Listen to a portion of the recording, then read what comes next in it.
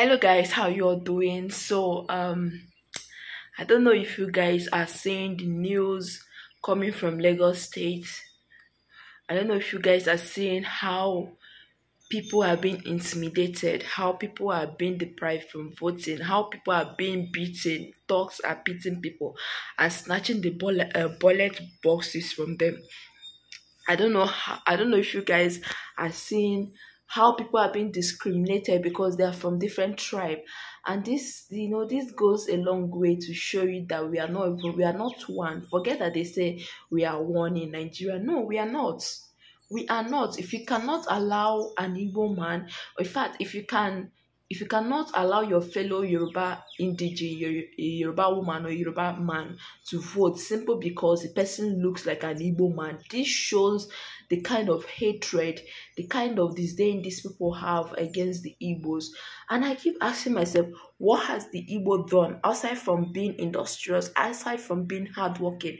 They keep saying that Igbo want to take over Lagos, Igbo want to take. Nobody is taking Lagos State.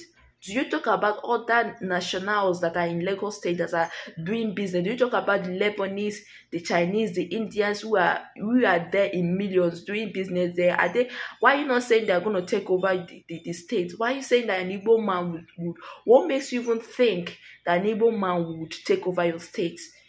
See, no Igbo man is ready to do that. Okay, no Igbo man. The thing about the Igbo person is that whenever they are in a particular region, whenever they are in a particular country or state, they love to develop that. The fact an Igbo person, a typical Igbo man, loves to, live his life to the fullest wherever he is. He loves to live his life. He loves to invest in that land wherever he's staying, wherever he is. He loves to develop that land. That is one thing people don't understand. A lot of these Yorubas, not all of them anyways, a lot of them don't understand about an Igbo person. An Igbo man is very industrious. An Igbo man is very hardworking. Wherever he is, he wants to make a difference. He wants to invest. He wants to pay taxes. He wants to develop that state. That is a typical Igbo man for you. And to think of the fact that most of the Yorubas were even allowed to vote simply because they look like Igbo. This is really funny. This is how disgusting these people have, this is how disgusting they are. This is how much hate they have for an average Igbo man. Just take, for instance, this the famous Nigerian famous food blogger Sisi. She and her husband weren't allowed to vote yesterday simply because they sensed or they thought that they said she looks like an Igbo, that she doesn't look Yoruba enough. This is why I keep saying this is not a war against Igbo. This is a war. This war should be against the APC, not against the Igbo. The Igbos are not your problem. What an Igbo man wants is a working country, a country where they will just peacefully do their business. They don't even mind whoever that is in power. If you analyze the election that has been conducted so far in Nigeria, you find out that most of the time the Igbos don't even vote their likes. They don't even vote because of he's an Igbo man, let me vote. Take for instance of when Olusegun Obasanjo, former president of Olusegun Obasanjo, was voted in power. Even then, I think he was contesting with Ojukwu, I think he was contesting with Ojukwu. But people came out in Igbos came out in their millions and supported Obasanjo simply because they felt that he's more competent enough to rule Nigeria, to lead Nigeria. Why must it be always Igbo? There are other tribes in Lagos State. It's not just Igbo. Why would they make it to look like it's an Igbo thing? It's an Igbo problem. Even if they say, okay, all Igbo should give GRV their vote, there's chances that GRV might not even win because how much Igbo how many are there? How many Igbos are there in Lagos for you to think that if all Igbos should, and mind you, not even all the Igbos are going to vote for GRA. Some of them are still going to vote for their different candidates. Why making it look like it's an Igbo problem? It's not an Igbo problem. It's everybody. Everybody's in this mess together. I was so ashamed of myself. This is the first time in my life I'm so ashamed to identify myself as a Nigerian, to identify myself with these people. For you to, the most disheartening part of it all is that a lot of Yorubas came out to vote. You don't even know whom their candidate is, simple because they don't have this visible tribal marks. You didn't allow them to vote because you thought they are not Yoruba enough. They thought they are Igbo, so therefore they cannot vote. This is very bad. This is how APC have messed up the mind of an average Nigerian. This is really sad. And they keep saying the Igbo should go to their region, that Lagos is not for Igbo. My dear, yes, nobody is dragging the Lagos with you. All we want is a thriving environment. It's a thriving environment. All we want is an environment that we can do our business. If the southern region have their own seaport, trust me, most of the Igbos wouldn't even want to vote, wouldn't even want to stay in Lagos. What is there in Lagos? They are in Lagos because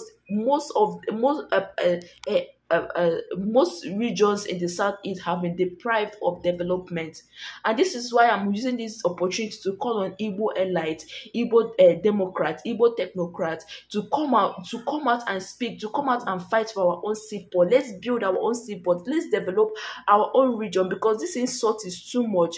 Tomorrow, Hausas will wake up and say, "Oh, you boy, waka, go back to your region." Yoruba will do the same. Let's build our own state. Let's develop our own state. Let's dredge our own rivers. This insult is becoming too much and so unbearable. Forgetting that these people are paying taxes. Forgetting that these people are helping you to develop your state. Something that you should be proud of. Did they beg you to sell? Did they beg you to sell your lands to them? You are the one that sold your lands to them, and they came and developed it. And here you are saying that they want to. When you are selling your land to them, didn't you think that they might take your land one day? You should have thought of it before selling your lands to them. Why are you now waking up and non-Igbo man is ready to take over Lagos? For what reason? For what reason would we want to do that? Why so much hate on the Igbos simply because they are industrious?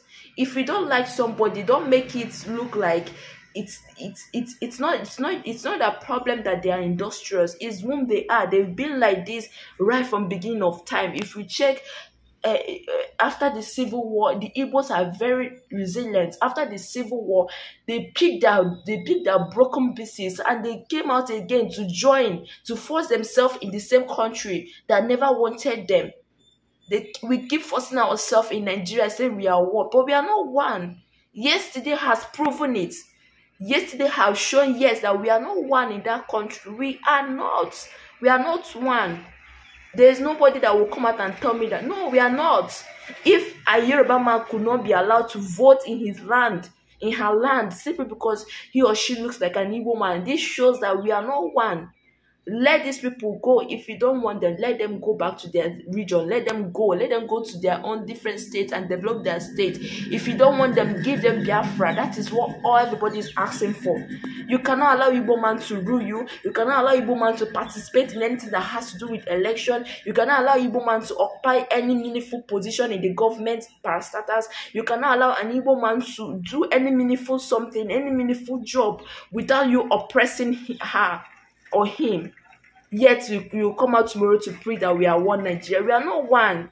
There's a big gap between Igbo man and the Yoruba man, between an Igbo man and Hausa man. We are not one. This is so much. The hatred, it was so much yesterday that I couldn't even watch most of the videos. I was so pained, like I was so bitter that I said, why are we still preaching one Nigeria? Why are we still preaching one Nigeria when it's very obvious that we are not welcomed? We are not welcomed. We are not welcomed.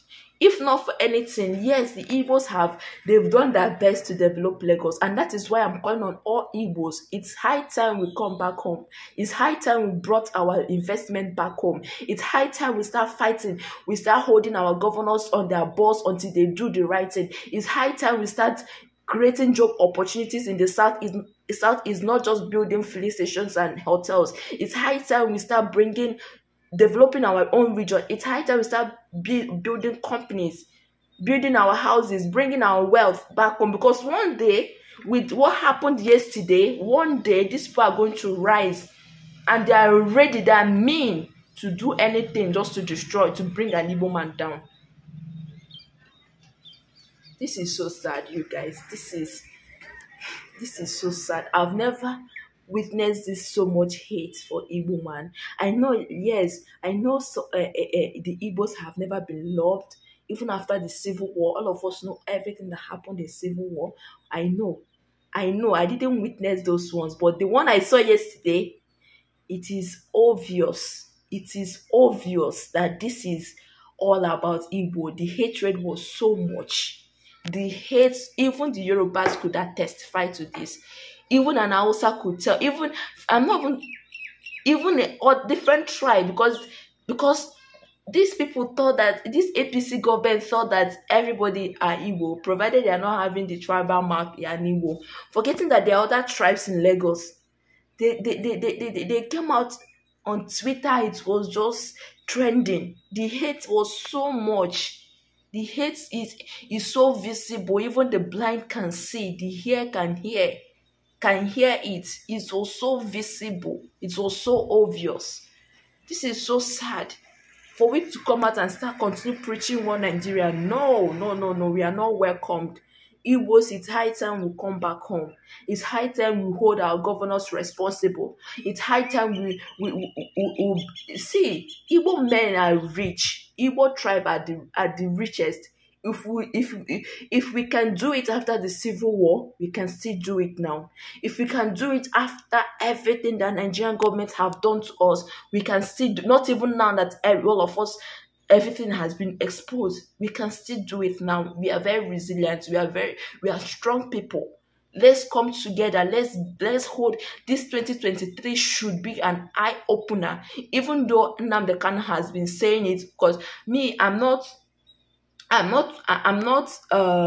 have never been in support of, everybody should go on their own. But yesterday, yesterday my eyes saw shaggy. Like, I was like, okay, it's very obvious we are no longer one.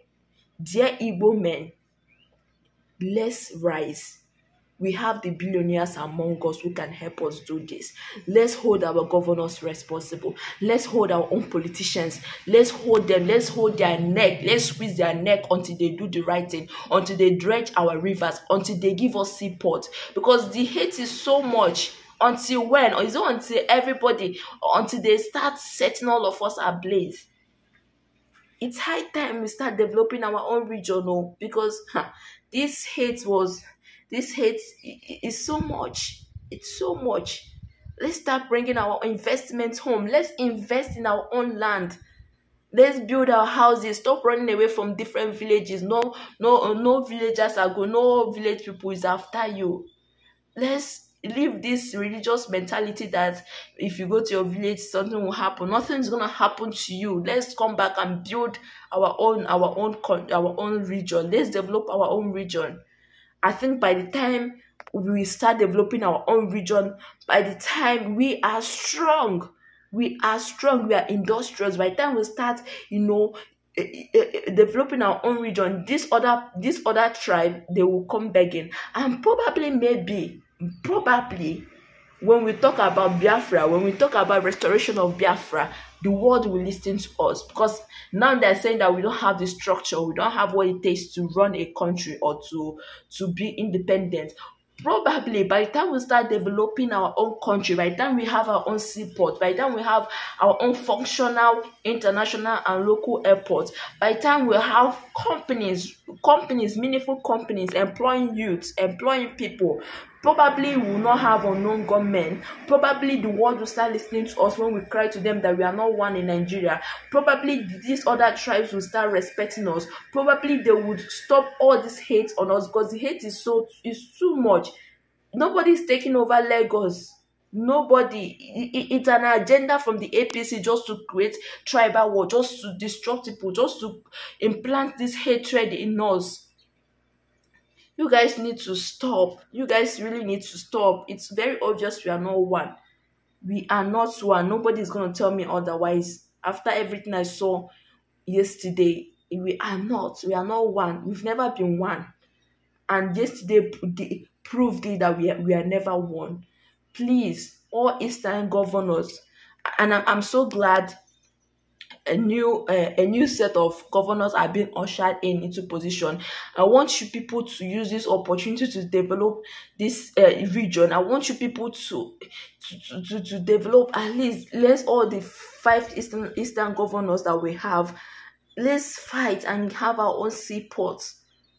Let's fight and have our own functional international airport. Let's strive and also have other embassies coming to our own region. Not when you want to travel out of the country, you have to travel all the way from Enugu to Lagos because you are going to you have an appointment. You have to book a hotel to stay there days before you can go for a visa appointment. It's because the region is underdeveloped. Let's strive and develop our own country, at least our own region. At least by the time we are done doing this, the world would know, yes, we are capable of being independent. We are capable of having our own country. Because this hate is so much.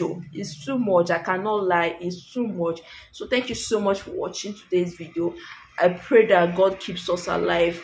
I pray that Almighty God will grant us all our heart desires. I pray that these winnings for this different Labour Party candidates will be permanent, that INEC or whatever they are called will not wake up tomorrow and be like the election has been cancelled, or manipulate the result the way they did in presidential election. Thank you so much, and see you in my next one.